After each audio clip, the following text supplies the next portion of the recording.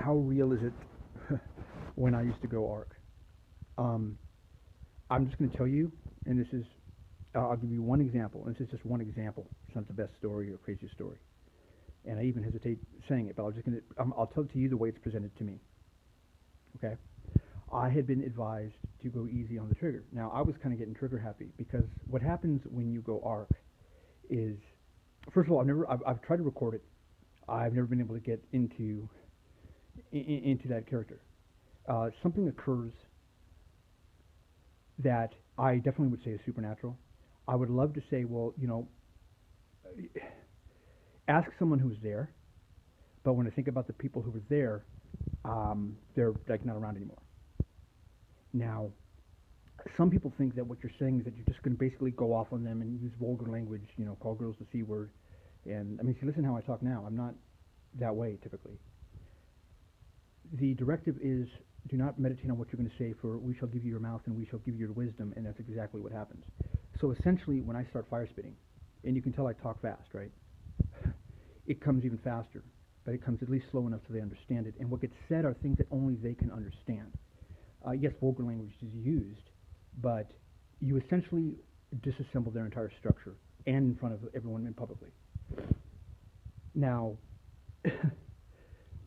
that sounds really tough, Don. Yeah, da, da, da. Well, to be honest with you, the angels refer to it as killing someone.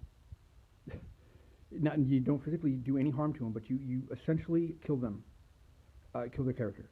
And what you're doing is not to hurt the individual; it's to demolish what's possessing them. It's essentially a face-to-face battle with a demonic or devil, and it's usually someone who's out there talking a lot of shit. And when I say talking shit, I don't just mean they're talking shit. We have females out there and males, very much so, that are out there putting out poison, that are literally, and I can see this. I know you're going to think it's ridiculous. I could point it out to you if we were in public, but they're casting spells with what they say. The people may not even know what they're saying because you'll say, "Oh, that's just too brilliant. How would they come up with something like that?" You know who does that on now is Donald Trump when he talks, and I could show you a deconstructed 2-minute speech of his, and I'll show you exactly where the wording is very eloquently and frighteningly put together, but in a way that he couldn't have done it if he was talking off the top of his head.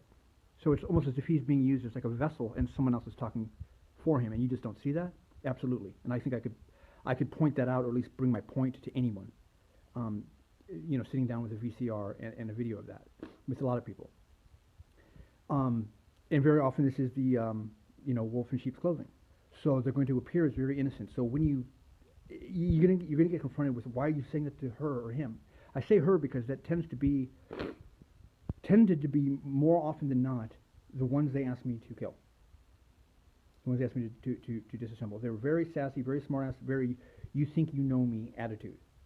And I've never lost a battle once. Never. And when I say lost, I'm talking about leveled the people even witnessing it to the point to where no one said a word. It was just a done deal. No doubt is what we called it. We said no doubt was left. That's why I got the nickname Gwen Stefani. Why? Well, because you think I'm a bitch, but I'll leave no doubt. I'll leave no doubt. But it's just it's something you'd have to witness, but you don't want to witness. I mean, that's why I stopped doing it. My energy was drained. Thinking, I mean, I just don't have it in me anymore. I mean, I don't even know how I don't know how to describe it. But yes, it's as if spiritually something jumps into you and then takes command of you. So in a sense, you become a vessel, and you say things that you don't even know what they mean, but they do. And I thought, well, in a sense, they almost kept me in a sense of this is a game, or this is this isn't real Dawn, because I don't think I would have done it had I understood the depths and the reality of what I was doing at the time. And I mean, an example is, like I said, the one time I ever actually publicly, when I say publicly, I mean in front of a lot of people, opened up an ARC. And that was to take out 2 females. And the purpose of this was because they were putting their child at risk. These are very weird women. I can't describe it to you. Witchy, I guess I describe it, but on a very weird level. They do things that are subliminal, psychological tricks. I could, again, point them out to you. I don't just come up with this shit in my head. You know what I mean? I mean, if I could go off on everyone I wanted to go off on, I go off on people all the time. But this is very, very different. So when people get targeted like that, and I get told to go full lion, which means full roar, go like a lion and just roar at them, It's a pre-planned thing where I have to get ready for it. I question it. Why them? Why them? Very often I'm just told, just trust us. Just trust us.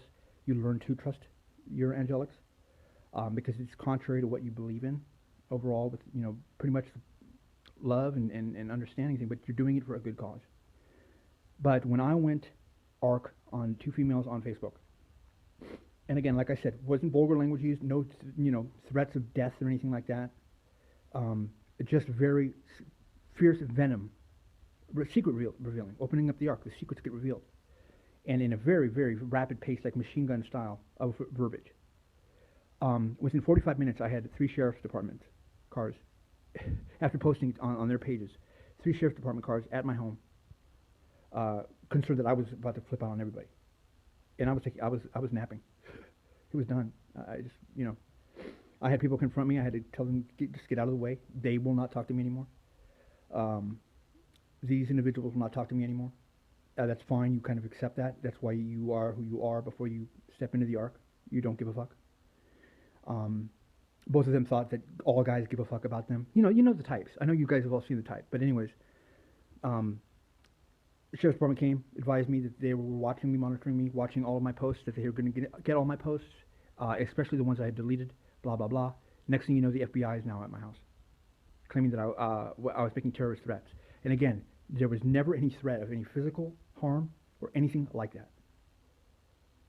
So again, and I doubt that if I were to show you their page, or if you were to go see it, you'd even go and look at it. You wouldn't know why you were not going to go look at it. I'm telling you, your better spirits or what don't want you to go look. I don't have the time, you'd say. You'd rationalize it. But I never made any physical threats or anything like that to them. Basically, it was just personal shit. In fact, the FBI guy said, "Oh, wait, so you knew these?" I was like, "Yeah. I've known them for 15 years." But it was interesting. The FBI guy said to me, "You were trying to help her, weren't you?" And it's weird because if you saw what I wrote, you would say, well, "How the hell does he decide that's trying to help her?" I don't know how he knew that.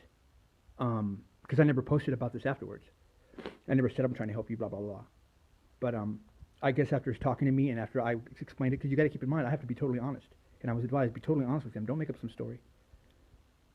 And, maybe I said I got out of line. I was acting a little crazy, but, basically I had to tell her this and that and this and that and this and that, And he said, what does it mean here? It says, you posted something on another post, because they had all my posts from Facebook. Facebook gave them everything that I'd ever written. You wrote here that you are God's hitman. What do you mean by that? And I said, well, I'm Archangel Michael. You said that to the FBI. Yeah. What did they say? I am having full faith in my angels when they tell me you must be 100% honest. The honesty will set you free. Truth will set you free.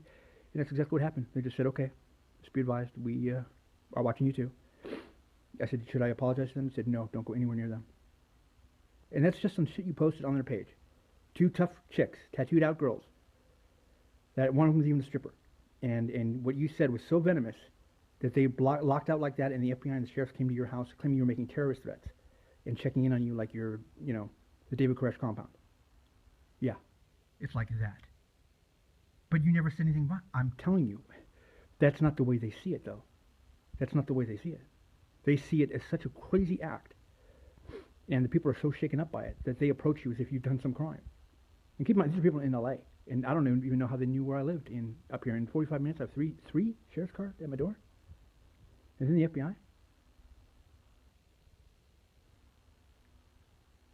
And I'll easy on the trigger, Don. Easy on the trigger, because it has effects that even go beyond what you know. And you say, well, what is that? Well, I don't want you to laugh, but you will see. It's so intense that you see reflections of it in the outside world. And I'll give you an example that I don't like talking about that incident I just told you about, because they were friends of mine. I had it explained to me perfectly clear why it was done to them, and it was amazing how it was done because of what they had done to somebody else who was very much connected with the divine. And I had no idea that those two actually were even connected in that way. And so for me to see that afterwards, I was like, okay, I did the right thing, because that was something I could not have known, but it made sense afterwards. But to give you an example of the kind of power your consciousness sends out when you get in like that and how divine it is, I said, well, I have these other incidents where I could actually see as silly as it may sound to you, like the weather might change sometimes. You know, I always bring up the fact that one of the worst days of my life when I broke up with my ex, coincidentally, was the day of Hurricane Katrina. And I'm a storm chaser who was about to chase a hurricane. I was supposed to be at Katrina. So the worst disaster of my life happened on the same day as the worst disaster in the country. Yeah, and I can time that out with things all across the board, which is really spooky.